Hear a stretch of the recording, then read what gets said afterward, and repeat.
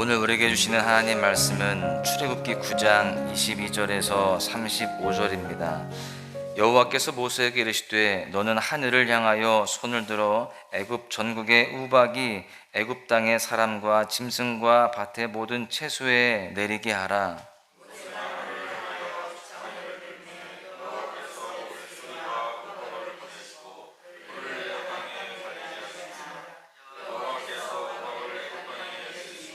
우박이 내림과 풀덩이가 우박에 섞여 내림이 심히 맹렬하니 나라가 생긴 그때로부터 애굽 온 땅에는 그와 같은 일이 없었더라.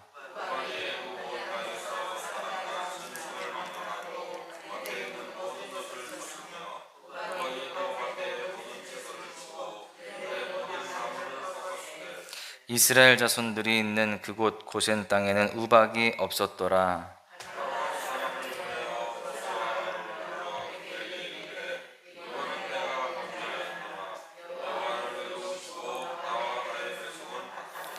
여호와께 구하여 이 우레소리와 우박을 그만 그치게 하라. 내가 너희를 보내리니 너희가 다시는 머물지 아니하리라.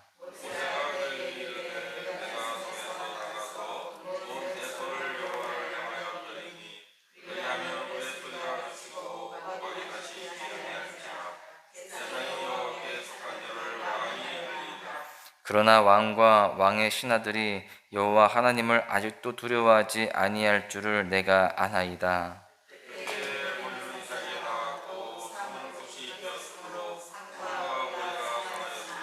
그러나 밀과 쌀보리는 자라지 아니한 고로 상하지 아니하였더라.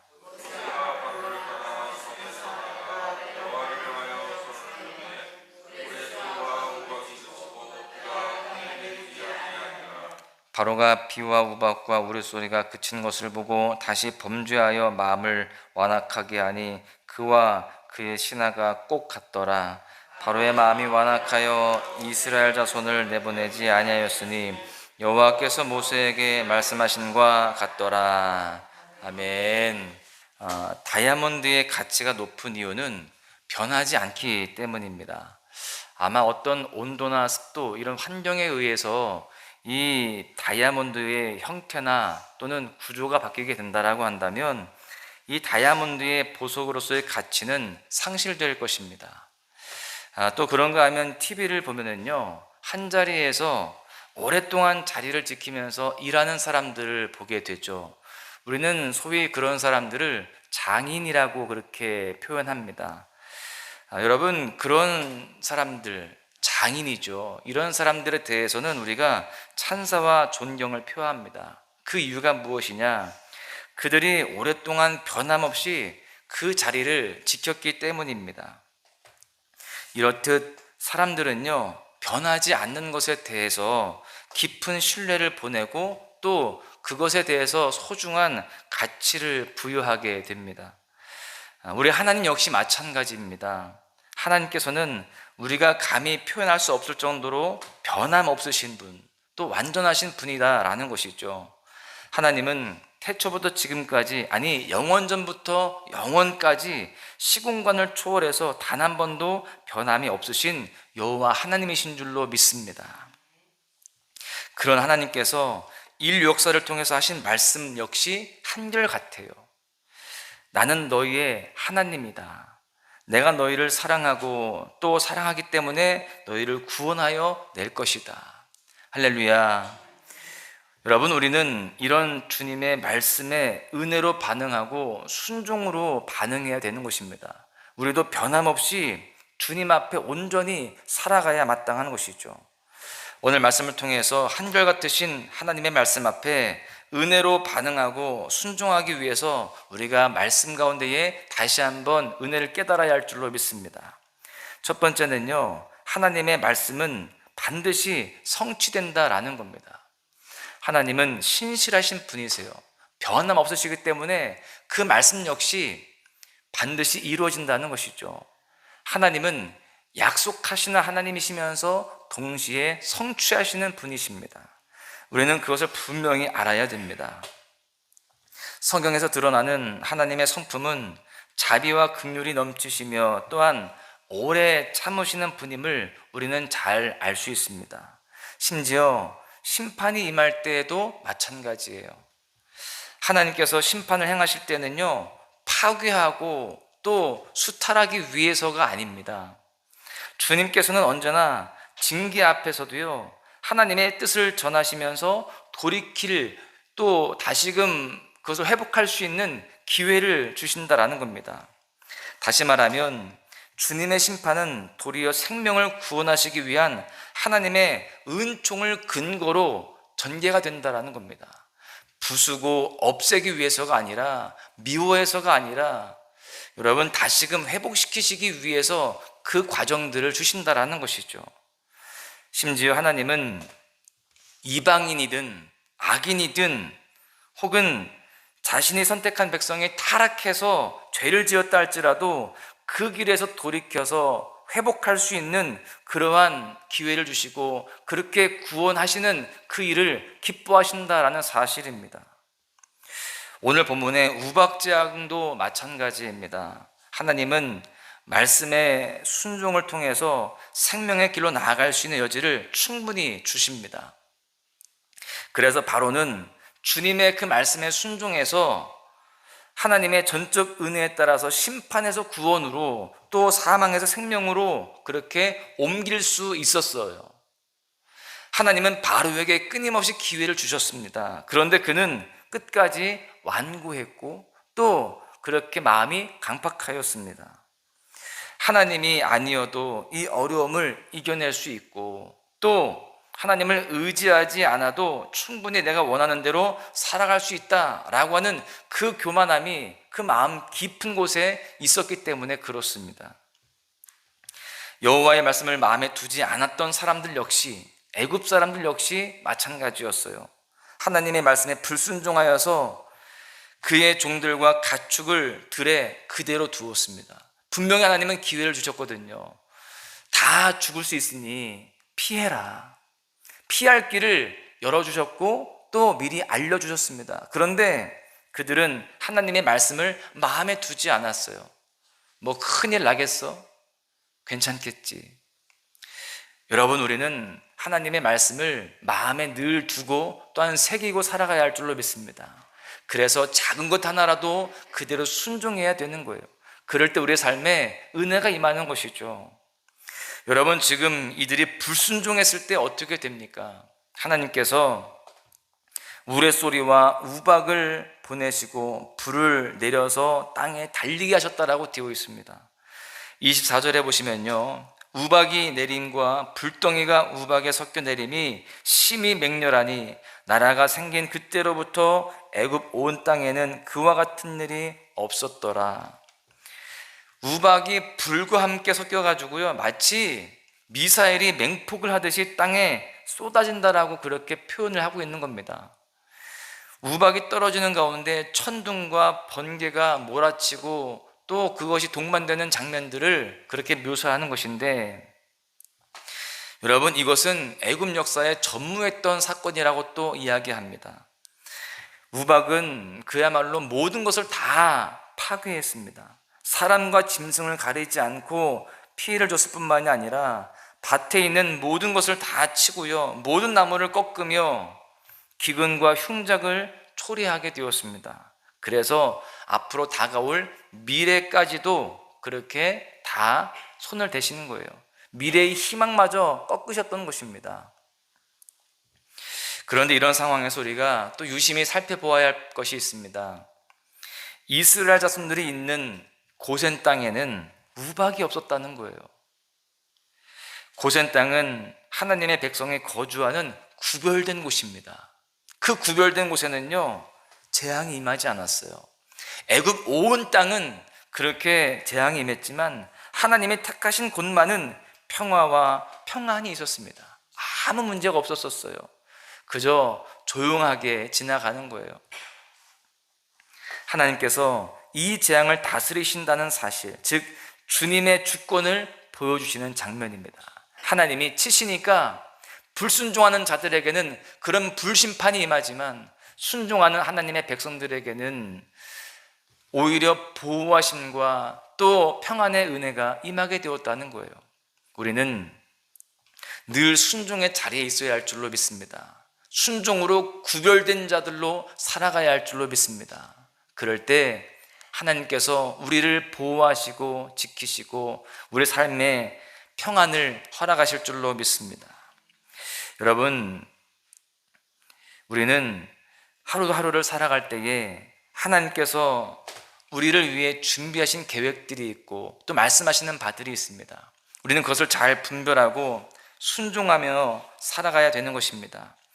그럴 때에 우리가 보호하심의 은혜도 누리지만 하나님의 말씀이 우리의 삶을 통하여서 성취가 되는 또한 그런 은혜도 경험하게 되는 줄로 믿습니다.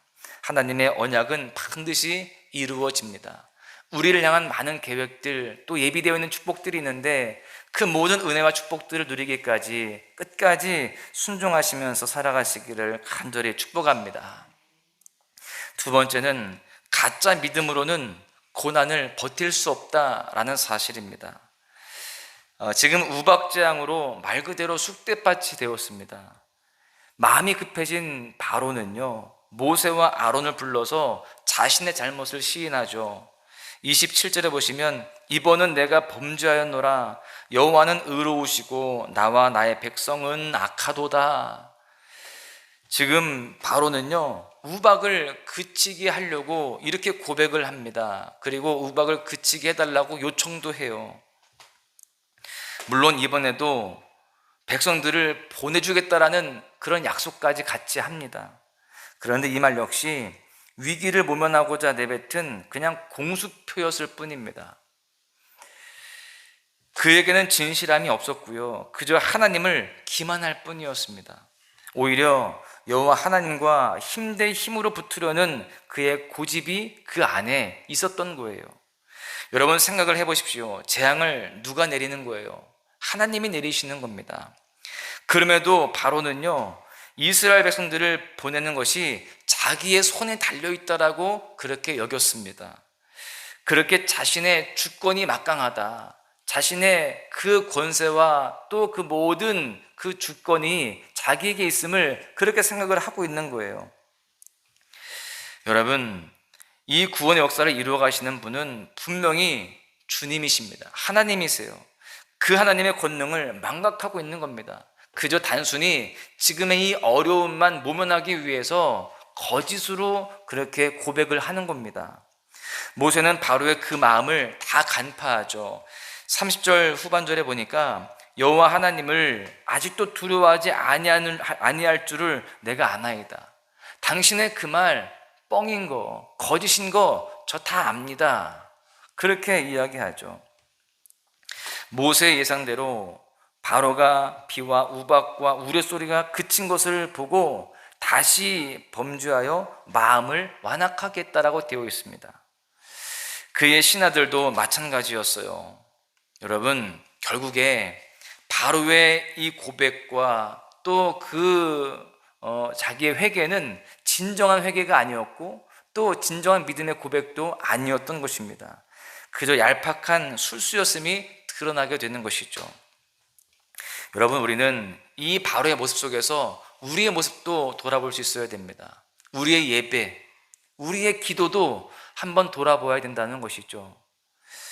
우리가 삶을 살아가면서 고난을 당하고 또 내 뜻대로 되지 않는 답답한 상황들이 이루어질 때 우리가 어떻게 합니까? 하나님 앞에 예배드리고 또 간절히 기도도 합니다. 하지 않던 새벽 예배까지 하면서 주님을 의지하기도 합니다. 그런데 그렇게 하나님의 심판이 있고 또 하나님께서 주시는 사인이 있을 때는 납작 엎드리다가 그 순간이 지나게 되면 그 믿음과 그 열정 또 그 고백들이 식어진다라는 사실이죠. 그렇게 믿음 생활 열심히 하고 또 새벽 예배 나오고 기도하고 또 그렇게 헌신 충성하다가도요, 문제가 좀 해결되어지는 것 같으면 또 삶이 좀 평안해지는 것 같으면 새벽 기도 뭐. 여러분, 이러한 자세들이 얼마나 많은지 모릅니다. 우리가 예배든 또 신앙생활이든 그 고난만 잠시 비켜갈 수 있다면 얼마든지 형식적으로 드리고 가짜 믿음으로 버티려고 한다는 것입니다. 여러분, 그러나 가짜 믿음으로는 고난을 온전하게 버텨낼 수 없는 것입니다. 바로에게 그 다음 재앙이 계속 이어졌듯이 여러분, 우리의 삶에도 그러한 모습들이 계속 이어질 수 있는 거예요. 또 다른 고난이 또 다른 시험이 우리에게 있을 수 있는 것이죠. 여러분, 진짜 믿음은요, 변함이 없습니다. 제가 서두에 변함이 없는 다이아몬드와 또 장인에 대한 이야기를 했죠. 늘 변함없이 그 자리를 지키고 변함없이 그렇게 본질이 변하지 않는 그러한 모습이 우리에게 필요한 것입니다. 진짜 믿음은 그 고난 속에서도요, 하나님의 사랑을 해석합니다. 하나님의 사랑이 여기 있구나. 또 하나님의 마음을 헤아리고요, 하나님의 말씀을 신뢰하고 그 약속 붙잡고 끝까지 살아가는 겁니다. 진짜 믿음은 재앙이 그친 이후에 더욱더 하나님을 의지하고 더욱더 하나님을 바라며 나아가는 겁니다. 변함없이 오히려 더 굳센 믿음으로 살아가게 된다는 겁니다. 역시 하나님은 살아계시니 내가 앞으로 더 열심히 기도하리라, 내가 더 충성하리라, 내가 순종하며 살아가리라, 그런 자세로 살아간다라는 겁니다. 그런데 가짜 믿음은 그렇지 않습니다. 그 어려움과 고난이 지나고 나면 오늘 본문의 바로와 같이 재앙이 그치고 나면 언제 그랬냐는 듯이 또 하나님을 멀리 떠나서 대적하게 됩니다. 교만하게 돼요. 여러분, 우리는 진짜 믿음의 삶이 되어야 할 줄로 믿습니다. 7번째 우박을 맞이했던 바로는 비록 자신이 범죄했다라고 고백했지만 진정한 회개의 길로 나아가지 않았습니다. 불리할 때만, 또 어려울 때만 하나님을 이용하는 가짜 믿음의 모습을 보여주고 있습니다. 물론 하나님께서는 이 모든 것을 다 꿰뚫어 보고 계셔요. 우리가 하나님의 주권을 인정하고 하나님의 구원의 은혜를 노래할 때 비로소 하나님의 역사에 참여할 수 있게 됩니다. 우리는 진짜 믿음의 삶이 되어야 할 줄로 믿습니다. 언제든지, 아니 더욱더 계속적으로 하나님을 신뢰하며 말씀에 순종하며 살아가야 할 줄로 믿습니다. 오늘 하루도 그렇게 진짜 믿음으로 승리하시기를 소망합니다.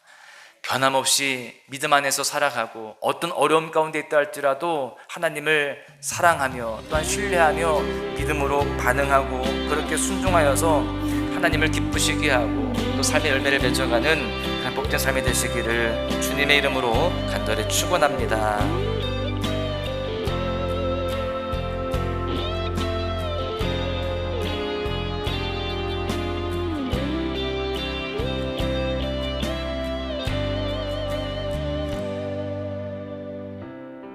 기도를 멈추지 마라. 눈앞의 상황이 마음을 눌러도 원망치 마라. 너의 입을 지켜라. 저들은 너의 입을 보고 있다. 마음을 뺏기지 마라. 내가 널 도우지 않는단 소리에 너의 모든 게 불리해도 너는 기도를 계속해라. 너 기도를 멈추지 마.